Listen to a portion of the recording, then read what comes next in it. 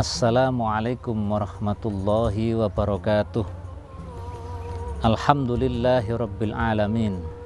Wassalatu wassalamu ala asrafil anbiya'i wal mursalin Sayyidina maulana Muhammadin wa ala alihi wa sahbihi ajma'in, amma ba'du. Qala Allahu ta'ala fi kitabihil karim, a'udzu billahi minasyaitonir rajim. Bismillahirrahmanirrahim. Syahrul Ramadan alladzi unzila fil Qur'an hudal linnasi wa bayyinatin minal huda wal furqan. Al-ayah. Shadaqallahul azim wa shadaqa rasulul karim. Walhamdulillahi rabbil alamin. Pemirsa nasional televisi yang berbahagia dimanapun berada, alhamdulillah kita sudah memasuki hari yang kesekian kali, hampir saja memasuki pertengahan daripada bulan Ramadan. Oleh karena itu saya ucapkan selamat bagi pemirsa nasional televisi dimanapun berada yang sampai hari ini masih tetap diberikan kekuatan oleh Allah Subhanahu wa Ta'ala untuk menjalankan ibadah puasa dengan khusyuk dan hanya mengharap ridha Allah Subhanahu wa Ta'ala. Pemirsa nasional televisi yang dimuliakan oleh Allah, di dalam salah satu kitab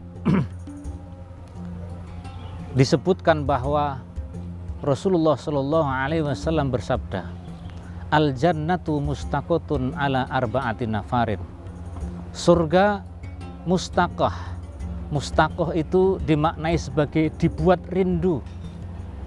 Mustaqah dimaknai sebagai dibuat rindu oleh Allah Subhanahu wa Ta'ala ala arba'ati nafarin, kepada 4 golongan. Yang pertama adalah talil Quran wa mut'imul ji'an wa hafidul lisan wa shaimar Ramadan. Yang pertama adalah ahli Al-Quran, orang yang rajin membaca Al-Quran, orang yang istiqamah membaca Al-Quran. Itu adalah orang yang dirindui yang oleh surga Jannatun Naim, surganya Allah Subhanahu wa Ta'ala. Kenapa Al-Quran? Ada sebuah kisah yang sangat mengharukan dari Imam Ahmad ibnu Hambal, yang mana beliau mengatakan di dalam kitab musnadnya bahwa beliau pernah bermimpi bertemu dengan Allah Subhanahu wa Ta'ala sebanyak 99 kali.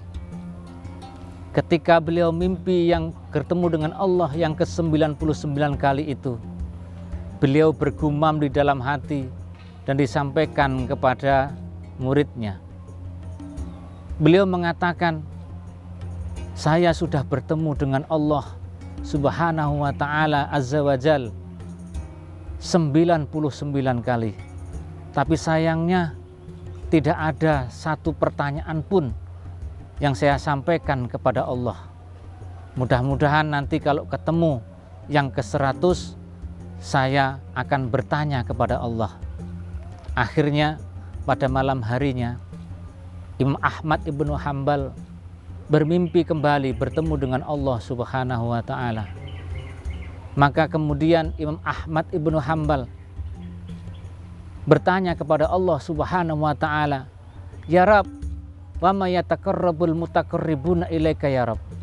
Wahai Tuhanku, kalau ada orang ingin mendekat kepadamu, dengan cara bagaimana ya Allah? Qala biqiraatil Qur'an. Maka Allah Subhanahu wa Ta'ala menjawab dengan membaca Al-Qur'an. Kemudian Imam Ahmad ibnu Hambal menimpali kembali, bil fahmi au bi ghairil fahmi, dengan faham atau dengan tidak faham. Maka dijawab kembali oleh Allah Subhanahu wa Ta'ala, bil fahmi au bi ghairil fahmi. Orang yang membaca Al-Quran dengan faham bisa dekat dengan aku. Pun pula orang yang baca Al-Quran tidak faham, maka orang itu pun juga bisa dekat denganku. Ini selaras dengan sabda Rasulullah Shallallahu Alaihi Wasallam. Barang siapa membaca Al-Quran dengan terbata-bata, maka baginya setiap huruf satu pahala. Dan barang siapa yang membaca Al-Quran dengan lancar, maka baginya setiap huruf adalah 2 kebaikan. Pemirsa Nasional Televisi yang dimuliakan oleh Allah, dari keterangan ini kita bisa tahu bahwa orang yang membaca Al-Quran adalah orang yang termasuk dicintai oleh Allah Subhanahu wa Ta'ala. Oleh karena itu, maka tidak heran maka surga dibuat rindu kepada para pembaca Al-Quran. Terus kemudian ulama menafsirkan bahwa yang dimaksud tahlil Quran itu adalah orang yang sudah ahli membaca Al-Quran, adalah orang yang menjaga rutinitas membaca Al-Qurannya itu.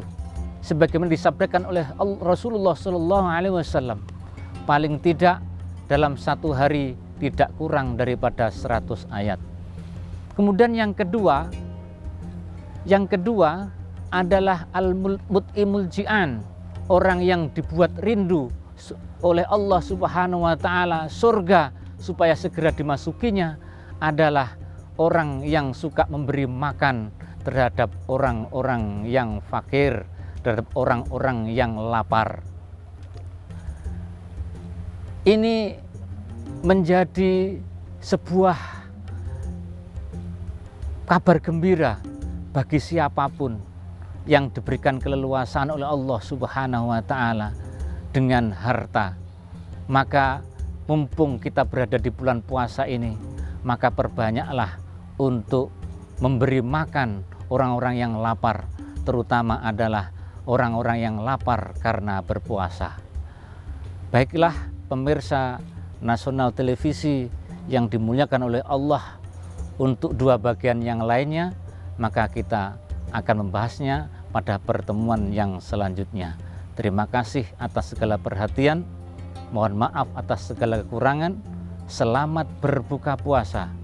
Wassalamualaikum warahmatullahi wabarakatuh.